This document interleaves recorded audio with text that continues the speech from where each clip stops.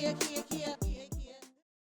what's next for you? I know you just took some fabulous headshots that you're gonna give to the people soon. Yeah, so I'm getting back into speaking about like hiding myself and also like living to make someone else happy. So now I have been doing a ton of auditions in LA, and you know everything. I see everything as a lesson. I feel like I've had some really great auditions the last like 10 years that I bombed because I felt like I wasn't ready, and also I felt like I was holding back. I was doing like the idea of like what I thought the character would be, or also like I didn't want the world to see Merlin through certain roles, if that makes sense. Yeah, it does. Right? I didn't want people to see like, oh, is he? I don't know. He's playing like a straight guy that's married with 2 kids, but is he gay? There was something in like a mannerism or like a twang in his voice that kind of gave it away. Yeah. You know, and I internalized a bunch of that. And obviously, what we do as humans, we tend to overthink, and we also kind of envision something that's not even there. Yeah. You know what I mean? Yeah.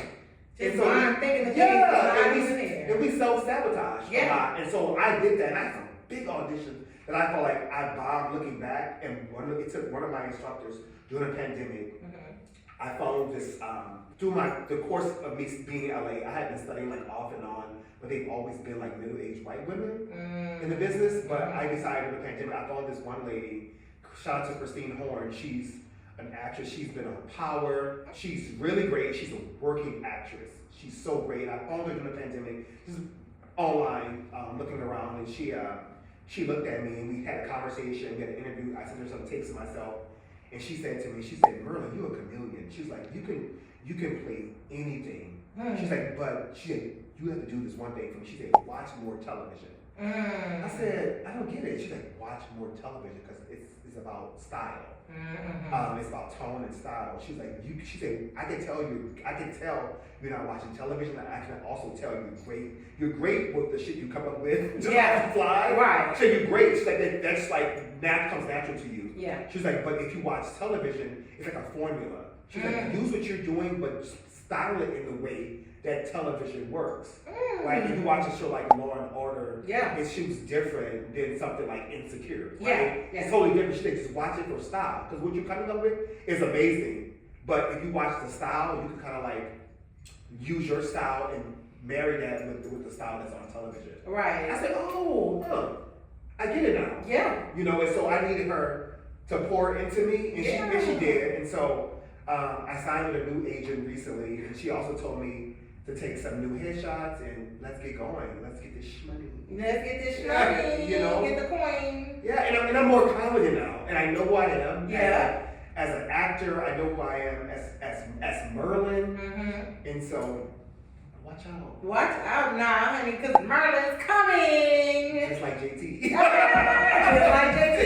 Yeah. Well, this is my thing. That was wonderful mentorship. And sometimes people don't even have to do that because they could think they're coming in for a slot or any kind of business. But I love that she was not like going with what probably predecessors was like. She was like, no, let me tell you the formula so you have at least some type of way of winning. And I need to hear that, and you also hear like, well, a lot of us don't hear as actors is that some of us get it, some of us don't, in a sense that television works in stereotypes. Yeah. You know, and you're like, well, for me, I was like, well, I'm educated. I have like my MBA, graduated from Southern Jail. I have experience. Like, no, I'm auditioning for the Thug, but no, I'm like a bookworm Thug. Can I just present this bookworm Thug to them? Yeah. I was like, no. Yes, she was. Get to know. She said, did you say you from Nightmare? Yes, she was there. I need that Thug. Whatever idea that you think the outside world sees, that's who you need to show up as. And I was like, right. I was so annoyed by that, but that's how it works. It's a business. Like, it is. Stereotypes. Obviously, we want to change that, but it is what it is. And I'm leaning into that. Amen. Because I was going to ask, have you been running from that? I was for a long time. There's this thing that I know about myself that I can tap into a really dark space very easily. So I shy away from that and I use humor to mask that. Yeah. I know that about myself. Which is the first step. Yeah, I don't know about myself. When I get stressed, I get really, really quiet. Mhm. You know, some people like lash out, but I get really quiet. I think to myself when I'm like stressed out, I'm like, oh, let me just deal with it and internalize it. However, I think I do myself a disservice. And also, I was taking counseling, and I was taking a therapist, and I was like, she said, Merlin, you have to like find ways to kind of like cope Yes. with certain things. Yes. And also kind of like compartmentalize. Yes. And I learned to do that. Great. You know, because you can't keep everything bottled up and like Right. inside and all that good stuff. So I learned to like, I had shied away from certain parts, and it would take me to like a dark space and like take me to like growing up in a night ward and like struggling, watching my parents struggle and constantly like, you know, chase after something and hustle. Mm-hmm. That gets exhausting. It does. Mentally. It does, you know, and also, I think you and I share this too. You know, you're so strong that you want to take on everything yourself. Mm-hmm. You don't want any help. Yeah. You're like so type A. You're like, I got it myself. I don't want to be in a group and grad school. Right. No, I can do it by myself. That was so funny. I'm like, I don't need you. Right. That's I'm coming for you. I'm coming for you. That's my great. Period. No, facts. You know, so I had to like overcome all of that, Yes. all the pressure. But like now I've learned to compartmentalize, and also I learned from Christine is to kind of like when you have a deep audition, you know, have a reward on the end of that. Like I was like, oh, okay, I do this audition, I'm going to Chick-fil-A. Yeah. You know, I'm going to some Popeyes. Yeah. You know, Some of those waffle fries. Yo, okay.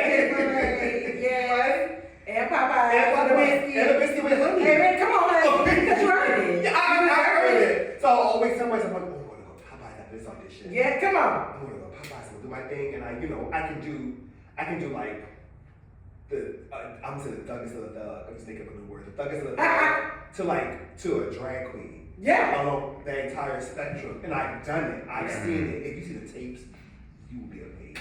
Can we see the tapes, please? You know, like these next day, I was like, because you gotta see the material. And those are things that I haven't put out to the universe. Because obviously these auditions that you can't like share the material, but like, I'm surprised myself, you know, with some of the material that I've done. I recorded during the pandemic that the world hasn't seen yet, but.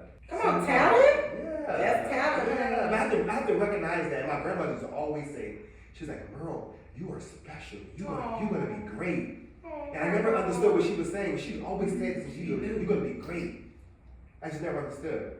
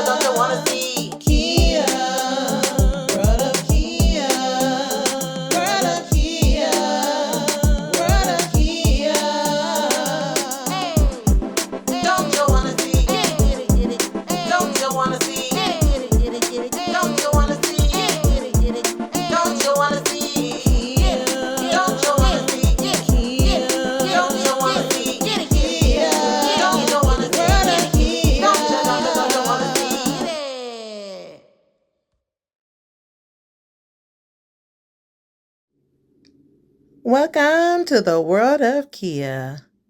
We get to see everybody in my world.